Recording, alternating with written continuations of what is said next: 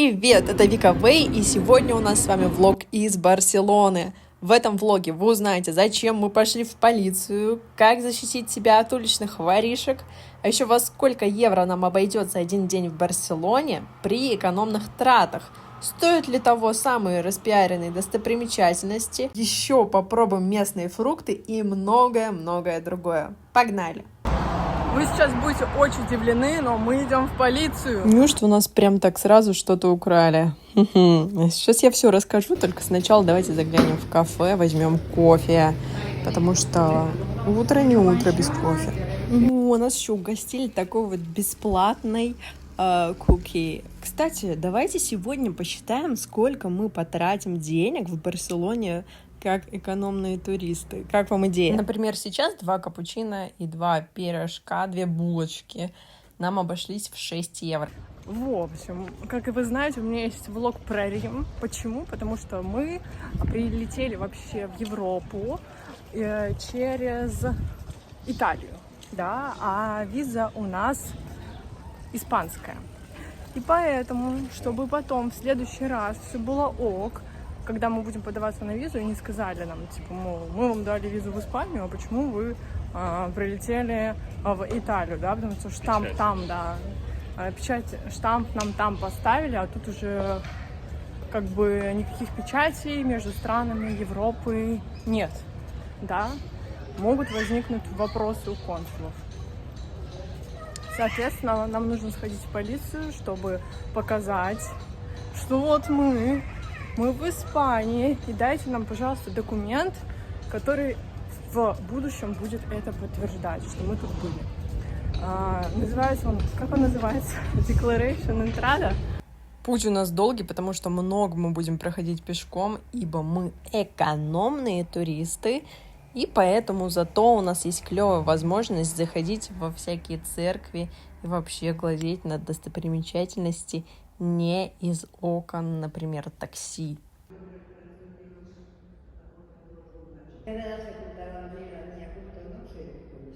Но есть нюанс. В таком случае, на самом деле, очень много хочется пить, поэтому мы с вами снова в магазине.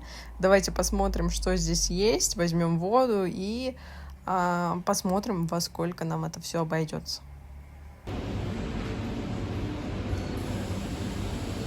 Вот, заметили, что тут популярна ромашка. Я люблю ромашку. Но у нас тут не очень, кстати. Не всегда она есть в кафешках. Заметили, что здесь прям огромный ряд товаров, на которых есть категории А, Б, С или Д, где А — это наиболее полезная штука, и Д — наименее. Может, кстати, это все-таки не обязательство, но приветствуется, не знаю. Короче, по факту поход обошелся в 1 евро 12 центов. Короче, на улице все жарче и жарче, поэтому мы решили забраться в метро, а оттуда еще и потом в магазинчик с кондиционером. Слушайте, мне кажется, в этом магазине точно знают, чего хотят покупатели. Еще и такой веер есть за 2,99. Ну, знаете, неплохо. Правда, не очень удобно его в сумку, наверное, класть, потому что он никак не складывается. Вообще, кстати, до меня сейчас дошло, что этот магазин, он называется Muy Mucho, он у нас есть тоже в Ереване, и я даже покупала там как-то раз свечку с запахом вишни.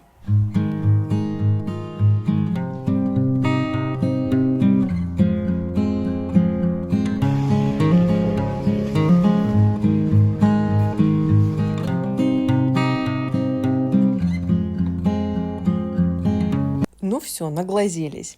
Все очень эстетично, это точно. Но брать я ничего не решила, как бы зачем, тем более в Ереване есть такой же магазин. Идем в полицейский участок и жестко обламываемся. Мы так долго сюда плелись, чтобы нам сказали, что мы пришли не на тот адрес. А необходимый нам полицейский участок вот-вот уже закрывается. Так что мы решили туда не идти. Потом расскажу, как мы в итоге тогда выкрутимся из этой ситуации, если, получается, вот этот документ нам не светит. Ну, а пока, как вы видите, мы снова в магазине. На самом деле мы взяли что-нибудь попить, и я, возможно, еще возьму детскую какую-нибудь пюрешку. Шикарно, когда хочешь быть бюджетным туристом, и такая жара на улице, потому что она играет на руку. Не хочется особо плотно есть, просто пьешь, вот такие вот пюрешки лопаешь, и все. На пути нам попался еще прикольный магазин комиксов, мы решили в него зайти. А вообще мы решили пойти к главной достопримечательности, к Саграде де Фамилия. О, это какой-то комикс про Дэдпула. Кстати, относительно недавно мы с Сашей ходили в кино в Ереване, у нас в Армении, на этот фильм. К слову, я еще в тот день записывала влог, очень интересный получился, заходите, посмотрите.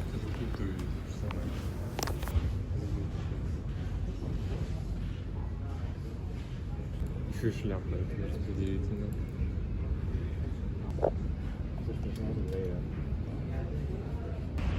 Ну что, продолжаем наш путь. А путь лежит, как я уже говорила, к самому центру Барселоны. Вот мы и на месте. Туристов, как вы видите, много, но тем не менее я была уверена почему-то, что их будет еще больше. Как мы вот когда были у фонтана Треви, было просто не протолкнуться в Риме. Здесь такой ситуации нет, можно даже как-то словить ракурс, так, чтобы плюс-минус вы были одни в кадре. Плюс, если что, можно заблюрить людей сзади, это удастся.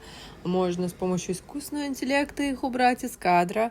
В общем, все возможности есть. Кстати, очень многие фотографируются, включая меня, к слову, в парке недалеко от Саграды. Вам нужно, вот если вы смотрите на лицевую сторону храма, перейти там через дорогу, еще немного пройти, и будет храм, и будет уже этот парк. Рядом, кстати, еще небольшое такое озерцо.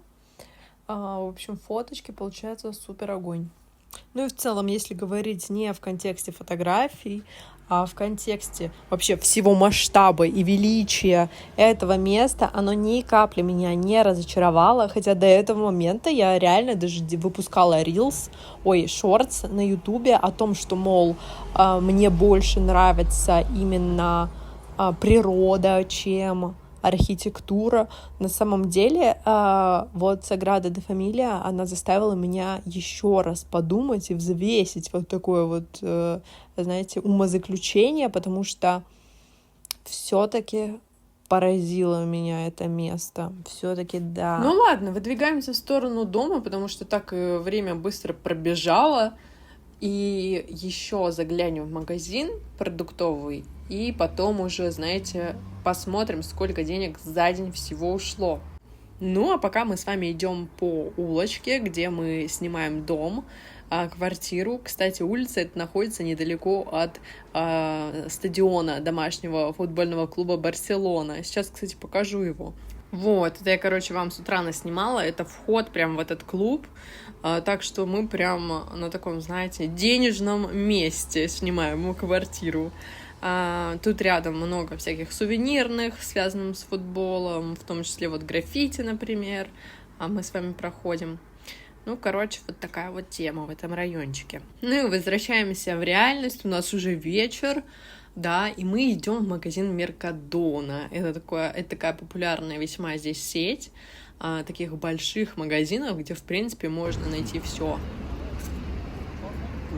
Вот просто, как я и говорила, чего тут только нет. Посмотрите, какие маленькие 2,05 стоят масла. Также тут столько разных консерв с морепродуктами. Я таких даже не видела. Ну, такую красоту по-любому нужно брать и пробовать. То есть, если даже мы такие экономные и не можем себе позволить что-то прям, знаете, взять не из консервы обязательно будем брать. Вот смотрите, какая тут прелесть есть. В общем, берем и хлеб, берем. И вообще, вот сколько всего мы набрали на 8 евро 26 центов. Вот показываю чуть поближе. И не помню, что-то еще у меня тут в портфеле, короче говоря, может быть, спагетти. В общем, все, наверное, на сегодня.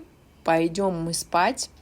И до встречи завтра. У нас завтра уже следующие достопримечательности. О, точно. И за день мы потратили вот такую вот сумму на экране. И доброе утро из метро. Мы с вами мчим сегодня в готический квартал. Это старый район города, невероятное место, средневековое такое. Там еще есть очень масштабный такой храм. Сейчас увидим воочию. Выходим. Капец. Вот что, вот так сразу, и такая красота, просто невероятно. Еще и музыка играет здесь.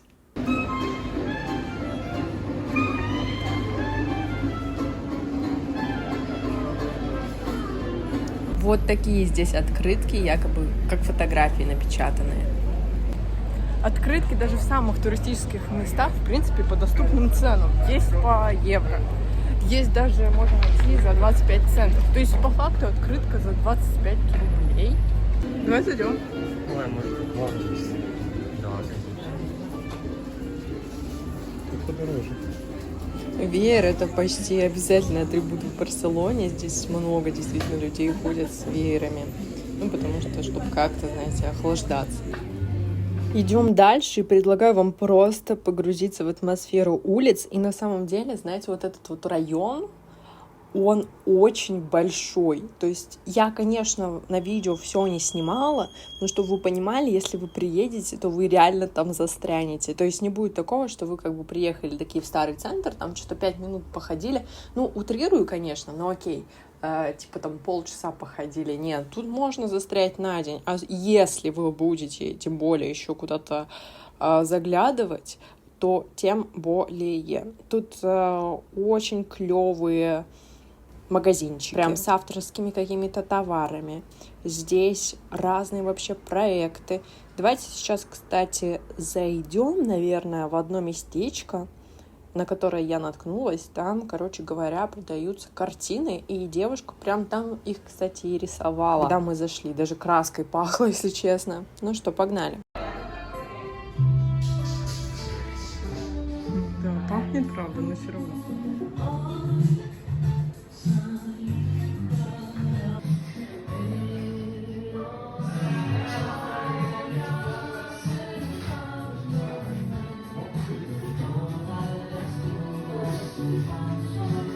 Ну что, как вам такая задумка? Весьма прикольно. Одновременно и выставка, и продажа. Очень даже кстати. Ну ладно, идем дальше. Сейчас я проведу вас уже в следующее местечко. Это действительно очень странный такой магазинчик. Южная Корея, что называется, одобрит. О чем я говорю? Сейчас сами все увидите. Хотя, по-моему, вы уже все прекрасно видите. Тупо моя true реакция. Короче, смотрите, что тут происходит. Тут вообще звезды, политики, даже персонажи фильмов и кино.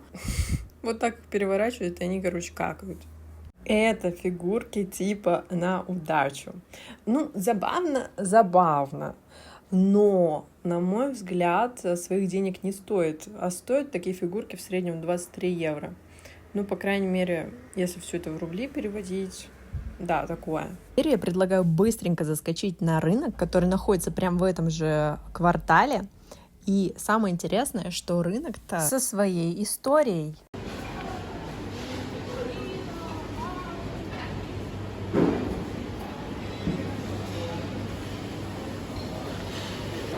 Més apte per construir grans mercats, com els del Born, 1876, o Sant Antoni, 1882.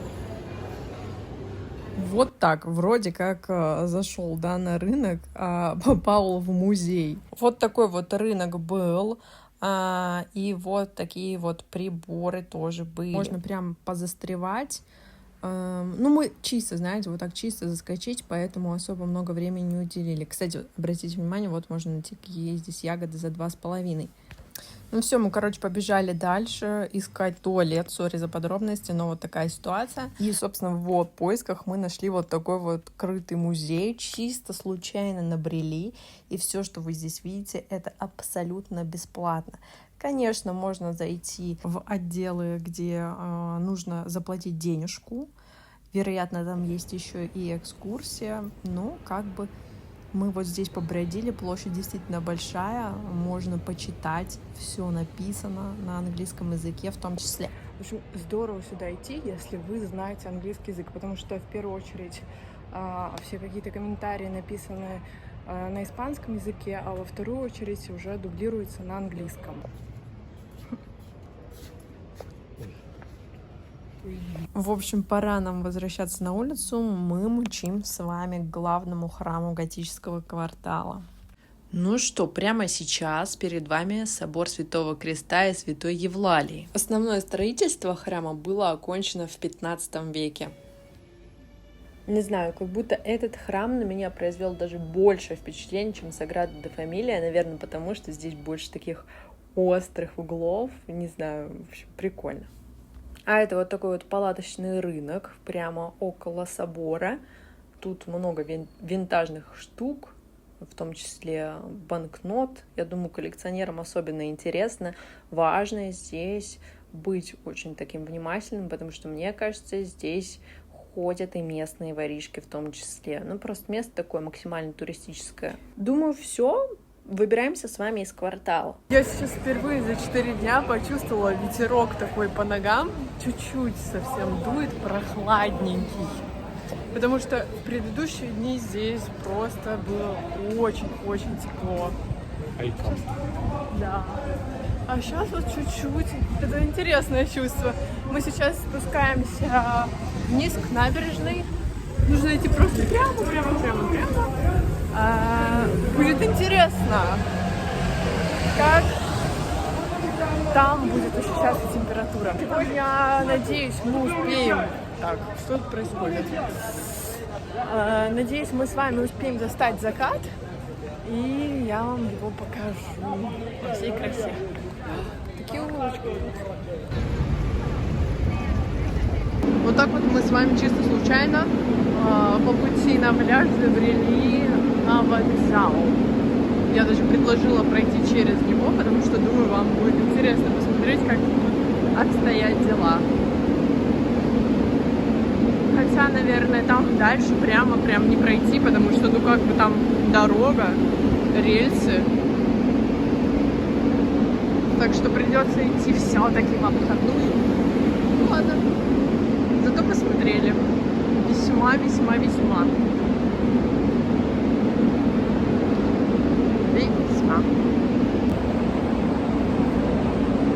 Поскольку нам пришлось идти в обход, мы решили пойти в сторону памятника Кристофору Колумбу.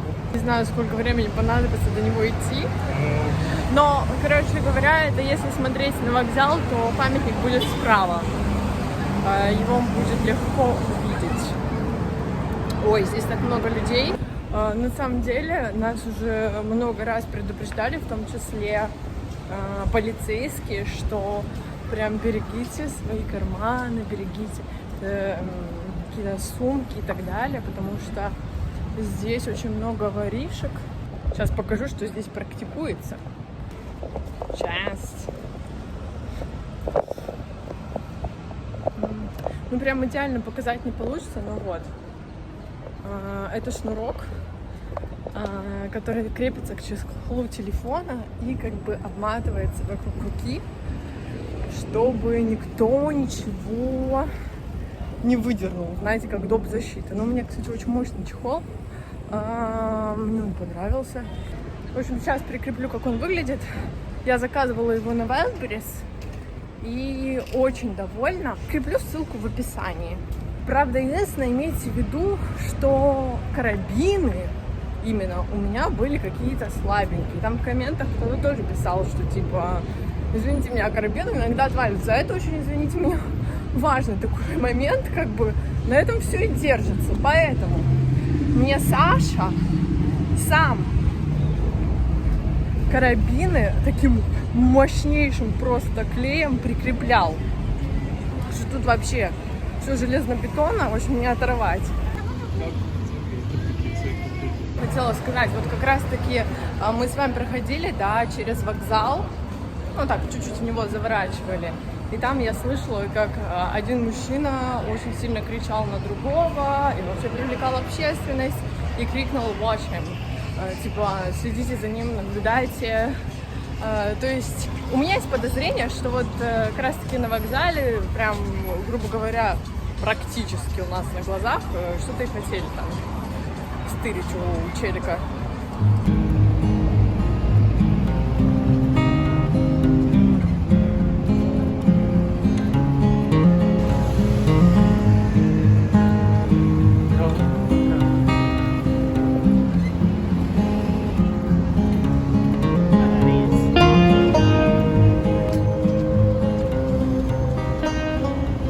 Справа по курсу памятник Колумбу, он указывает в сторону Америки. Блин, все-таки Барселона это вообще трэш. Ну, вообще кайф. Это даже недели мало, чтобы в таком темпе, как Чити, да? Да.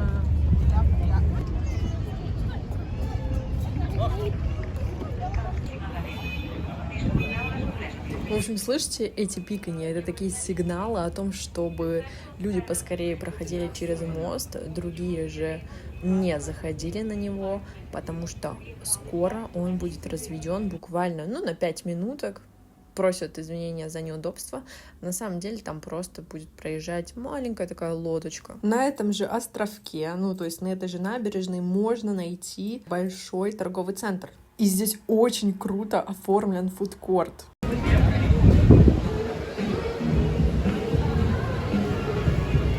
Мы в шоке. Просто в шоке. И в этом же торговом центре мы зашли в Макдональдс, и я взяла себе Happy Meal впервые за 100 миллионов лет. На этом моменте я поняла, что мне не положили в Happy Meal кусочек дыньки. Это знаете, как у нас там кладут, например, морковку. Короче, я просто показала чек, сказала, мне не положили. Без всяких разборок мне дали вот этот вот кусочек. И очень хорошо, что я сходила, потому что по факту я не такой большой фанат дыни, и обычно ее вообще не ем. Здесь же, когда я ее попробовала, я офигела, насколько вкусная дыня в Испании. И благодаря этому случаю, вообще тому, что я попробовала ее, мы на следующий день просто закупились разными фруктами и офигевали от их вкуса.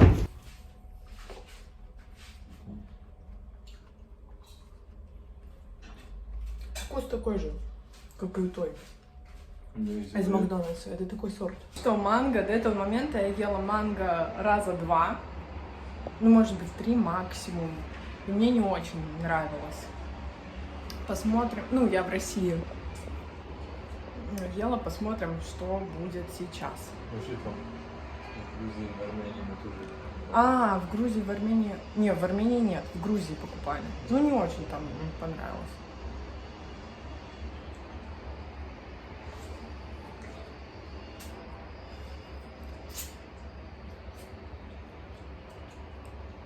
Я не знала, что у него такая текстура должна быть. Офигеть. Если что, это моя реакция афига. Это просто.